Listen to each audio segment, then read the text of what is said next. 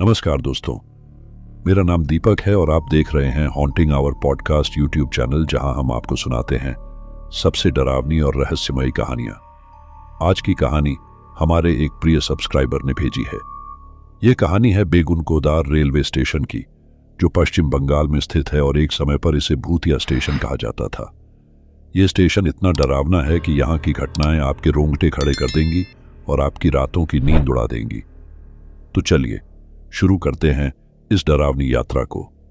और हाँ, हमें कमेंट्स में बताना ना भूलें कि आप ये वीडियो कहाँ से देख रहे हैं। अब अपने आसपास की लाइट्स बंद कर लें और सुनें इस डरावनी कहानी को। Begunkodar railway station.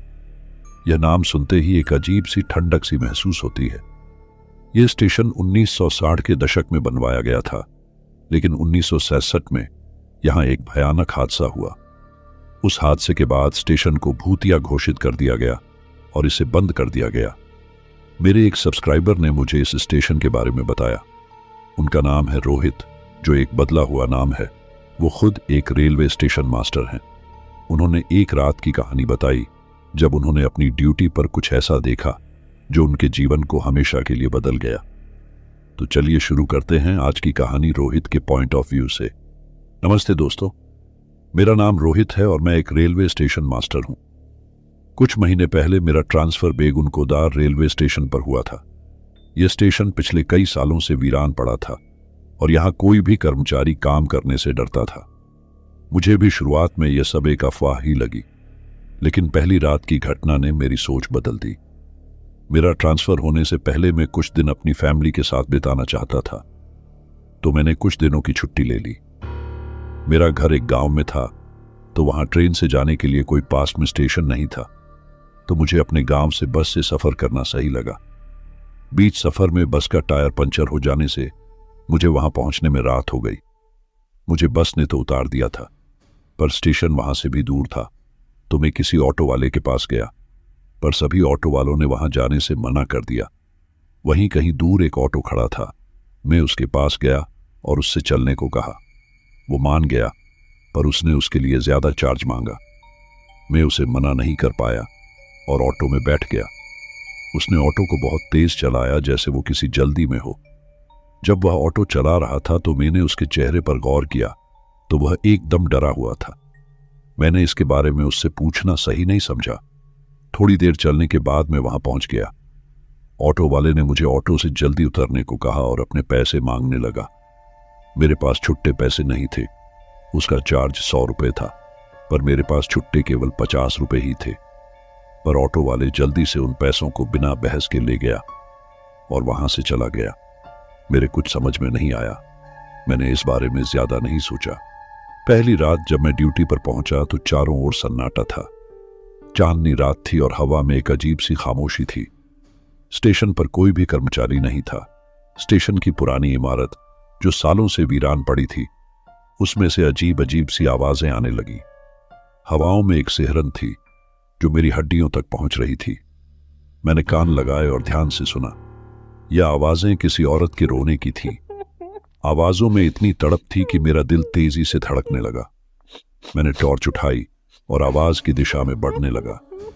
जब मैं स्टेशन की इमारत के पास पहुंचा तो देखा कि एक सफेद साड़ी पहने औरत प्लेटफॉर्म पर खड़ी थी। उसकी आंखें चमक रही थी और वह धीरे धीरे मेरी तरफ बढ़ रही थी। मेरी सांसें थम सी गईं। मैं पसीने में तरबतर हो गया, लेकिन मैंने हिम्मत नहीं हारी और टॉर्च की रोशनी उस औरत के चेहरे पर डाली। तभी अचानक वह औरत गायब हो गई। मुझे अपने कानों में बच्चों की हंसी और कदमों की आहट सुनाई देने लगी, जो मुझे अंदर तक झकझोर रही थी। तभी स्टेशन की घड़ी ने 12 बजाए। उस घड़ी की आवाज के साथ ही मैंने देखा कि पूरी इमारत हिलने लगी। दीवारों से खून टपकने लगा और छत से चिड़ियों की हड्डियां गिरने लगी। उन हड्डियों की टकराने की आवाज ने वातावरण को और भयानक बना दिया। मैंने जितना हो सके उतनी जोर से चिल्लाया, कौन हो तुम? क्या चाहती हो? मेरी आवाज गूंज रही थी, जैसे चारों ओर कोई मुझे सुन रहा हो। तभी एक आवाज आई, यहां से चले जाओ, ये जगह हमारी है। आवाज में इतनी गहराई और गुस्सा था कि मेरा दिल बैठ गया। मैंने भागते हुए प्लेटफॉर्म से बाहर निकला और स्टेशन मास्टर के कमरे में पहुंच गया। वहां मैंने देखा कि दीवारों पर पुराने अखबारों की कटिंग्स लगी थी जिनमें लिखा था, बेगुन को दार स्टेशन में भूतों का साया, कोई नहीं रहता सुरक्षित। जैसे तैसे में स्टेशन से बाहर निकलकर रात गुजारी। सुबह अगले दिन मैंने स्टेशन के पुराने दस्तावेज और रिकॉर्ड्स की छानबीन की। मैंने पाया कि 1967 में एक ट्रेन हादसे में एक लड़की ने कटकर अपनी जान दे दी। तब से लोग मानने लगे कि उस लड़की ने उस स्टेशन पर कब्जा कर लिया। मैंने स्टेशन के आसपास के गांव के लोगों से भी बात की। गांव वालों ने भी अनेक भूतिया घटनाओं का जिक्र किया। एक बुजुर्ग ने बताया कि सूरज ढलने के बाद जब भी कोई ट्रेन यहां से गुजरती थी तो महिला का भूत उसके साथ साथ दौड़ने लगता था, और कभी कभी तो ट्रेन से भी तेज दौड़कर उसके आगे निकल जाता था। इसके अलावा कई बार उसे ट्रेन के आगे पटरियों पर भी नाचते हुए देखे जाने का दावा किया। इन खौफनाक घटनाओं के बाद बेगुन कोडोर को भूतिया रेलवे स्टेशन माना जाने लगा, और यह रेलवे के रिकॉर्ड में भी दर्ज हो गया।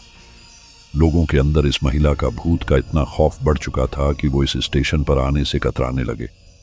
धीरे धीरे यहां लोगों का आना जाना बंद हो गया।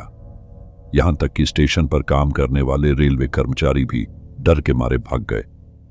उस बुजुर्ग ने और बताया कि असली परेशानी तो तब शुरू हुई जब उस वक्त के बेगुन कोडोर के स्टेशन मास्टर और उनका परिवार रेलवे क्वार्टर में मृत अवस्था में पाया गया।